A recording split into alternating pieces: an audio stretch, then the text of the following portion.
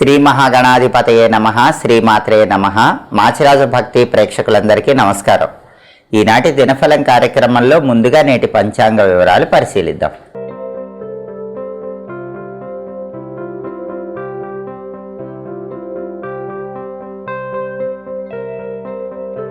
ఫిబ్రవరి 19 బుధవారం దినఫలాన్ని పరిశీలిస్తే షష్ఠి తిథి ఉదయం 7:32 వరకు ఉంది. ఆ తర్వాత సప్తమి తిథి వచ్చింది. స్వాతి నక్షత్రం ఉదయం 10:39 వరకు ఉంది. ఆ తర్వాత విశాఖ నక్షత్రం వచ్చింది. బుధవారం స్వాతి నక్షత్రంతో కలిసి వస్తే ధూమ్రయోగం ఉంటుంది. ఈ ధూమ్రయోగం ధన నష్టాన్ని కలిగింపజేస్తుంది. అంటే ఉదయం 10:39 లోపు 12 రాశుల వాళ్ళు పని మీద బయటకు వెళ్ళినా, ప్రయాణాలు చేసినా ధూమ్రయోగం వల్ల ధన నష్టాలు ఎదుర్కొనే సూచనలు ఉన్నాయి. అలా జరగకుండా ఉండాలంటే పని మీద బయటికి వెళ్ళేటప్పుడు కొద్దిగా ధనియాలు నోట్లో వేసుకుని నవ్వులుతూ వెళ్ళండి. అలా చేస్తే ధూమ్రయోగం ఉన్నప్పటికీ వ్యతిరేక ఫలితాలు ఉండవు, కార్యసిద్ధి లభిస్తుంది. అలాగే ఉదయం 10:39 తర్వాత విశాఖ నక్షత్రం వచ్చింది. బుధవారం విశాఖ నక్షత్రంతో కలిసి వస్తే ధాత్రి యోగం ఉంటుంది. ఈ ధాత్రి యోగం కార్యసిద్ధిని కలిగింపజేస్తుంది. అంటే ఉదయం 10:39 తర్వాత 12 రాశుల వాళ్ళు ముఖ్యమైన ప్రయాణాలు చేసినా, ముఖ్యమైన పని మీద బయటికి వెళ్ళినా ధాత్రి యోగం వల్ల ఆ పనులన్నీ అవుతాయి, ప్రయాణాలు విజయవంతం అవుతాయి, కార్యసిద్ధి లభిస్తుంది. అలాగే రాశి చక్రం చాట్లో గ్రహాల స్టేటస్ తీసుకుంటే బుధవారానికి అధిపతి అయిన బుధుడు ధనుస్సు రాశిలో, గురువింట్లో, శత్రువింట్లో ఉన్నాడు. కాబట్టి విద్యా, ఉద్యోగ, వ్యాపార రంగాల్లో ఉన్నవాళ్ళు ఒక ముఖ్యమైనటువంటి నిర్ణయం తీసుకునేటప్పుడు 1కి 10 సార్లు ఆలోచించి నిర్ణయాలు తీసుకోవాలి. ఆలోచించకుండా నిర్ణయం తీసుకుంటే మాత్రం విద్యా, ఉద్యోగ, వ్యాపార రంగాల్లో ఉన్న వాళ్ళకి వ్యతిరేక ఫలితాలు వస్తాయి. అలాగే స్వాతి నక్షత్రానికి అధిపతి అయిన రాహువు మీనంలో ఉన్నాడు. కాబట్టి 12 రాశుల వాళ్ళకి విదేశీయాన ప్రయత్నాలు అనుకూలిస్తాయి. అబ్రాడ్ వెళ్ళటానికి చేసే ప్రయత్నాలు సక్సెస్ ఇస్తాయి. స్నేహితులతో కలిసి ముఖ్యమైన కార్యక్రమాలు ప్రారంభిస్తే ఆ కార్యక్రమాలు విజయవంతం అవుతాయి. అలాగే విశాఖ నక్షత్రానికి అధిపతి అయిన గురువు వృషభంలో, శుక్రుడింట్లో, శత్రువింట్లో ఉన్నాడు. కాబట్టి సాంఘిక కార్యక్రమాల్లో 12 రాశుల వాళ్ళు జాగ్రత్తగా ఉండాలి. సొసైటీలో పబ్లిక్ గ్రూప్స్లో మాట్లాడేటప్పుడు జాగ్రత్తగా మాట్లాడాలి. పబ్లిక్తో ఇంటరాక్ట్ అయినప్పుడు డబ్బు ఖర్చు చేసే విషయంలో కూడా జాగ్రత్తగా ఉండాలి. లేకపోతే డబ్బు ఎక్కువ ఖర్చు అయ్యే అవకాశం 12 రాశుల వాళ్ళకే ఉంటుంది. అలాగే నక్షత్ర బలాన్ని బట్టి కొన్ని ముఖ్యమైన పనులు చేసుకోవచ్చు. ప్రధానంగా స్వాతి నక్షత్రం ఉదయం 10:39 వరకు ఉంది. ఈ స్వాతి నక్షత్రం ఉన్న సమయంలో నామకరణం, అక్షరాభ్యాసం, చెవులు గుట్టించడం, ఈ పనులన్నీ చేసుకోవచ్చు. సంగీత విద్యలు నేర్చుకోవడానికి స్వాతి నక్షత్రం మంచిది. జ్యోతిషపరమైన విద్యలు నేర్చుకోవడానికి కూడా స్వాతి నక్షత్రం మంచిది. మంత్ర విద్యలు గురువుల దగ్గర నేర్చుకోవడానికి స్వాతి అనుకూలిస్తుంది. అలాగే ఉదయం 10:39 తర్వాత విశాఖ నక్షత్రం వచ్చింది. విశాఖ నక్షత్ర బలాన్ని బట్టి కూడా కొన్ని పనులు చేసుకోవచ్చు. వ్యవసాయానికి సంబంధించిన పనులు ప్రారంభించుకోవచ్చు. అగ్రికల్చర్ రిలేటెడ్ వర్క్స్ చేసుకోవచ్చు. బోరింగ్ పనులకు కూడా విశాఖ నక్షత్రం అనేది చాలా మంచిది. గర్భాధానం కార్యక్రమానికి విశాఖ మంచిది. అలాగే క్షురకర్మకు చాలా మంచిది. విశాఖ నక్షత్రం క్షురకర్మకు చాలా మంచిది. అంటే హెయిర్ కటింగ్, షేవింగ్, అందులోని బుధవారం కూడా వచ్చింది కాబట్టి అలాంటివి చేయించుకుంటే మంచిది. తర్వాత తైలాభ్యంగన స్నానం చేయండి, మీకున్న దరిద్రాలు తొలగిపోతాయి. అలాగే చిత్రలేఖనం, పెయింటింగ్ కోర్సులు నేర్చుకోవడానికి కూడా విశాఖ మంచిది. వ్యాపారంలో ఇంపార్టెంట్ ట్రాన్సాక్షన్స్ కూడా విశాఖ మంచిది. కోర్టుపరమైన వ్యవహారాలు నిర్వహించడానికి కూడా విశాఖ నక్షత్రం అనుకూలిస్తుంది. అలాగే ఒక్కొక్కసారి మనం చెడు చేసైనా సరే విజయం సాధించాల్సి వస్తుంది.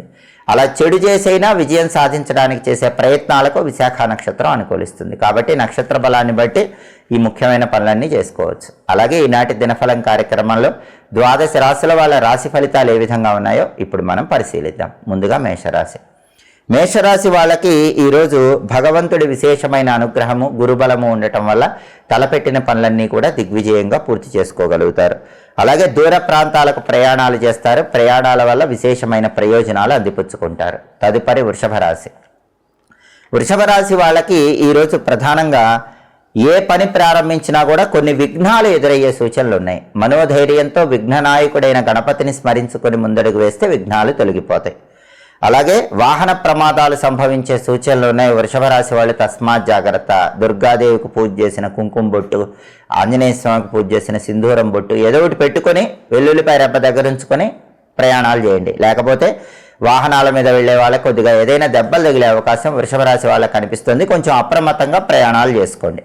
తదుపరి మిథున రాశి. మిథున రాశి వాళ్ళకి ఈరోజు ప్రధానంగా ఏ పని ప్రారంభించినా ఆ పనిలో కొద్దిగా ప్రయత్నిస్తేనే విజయాలు అందిపుచ్చుకోగలుగుతారు. అపజయాలు అనేవి తొలగిపోతాయి, కార్యసిద్ధి లభిస్తుంది. తదుపరి కర్కాటక రాశి. కర్కాటక రాశి వాళ్ళకి ఈరోజు ప్రథమ సంతానానికి అనారోగ్య సమస్యలు ఏర్పడే సూచనలు ఎక్కువగా కనిపిస్తున్నాయి. కాబట్టి మీకు పెద్ద పిల్లాడు లేదా పెద్ద పిల్ల ఇంట్లో ఎవరున్నా కూడా వాళ్ళ హెల్త్ గురించి ప్రత్యేకమైన అటెన్షన్ పెట్టడం కర్కాటక రాశి వాళ్ళకి అవసరం. తదుపరి సింహరాశి.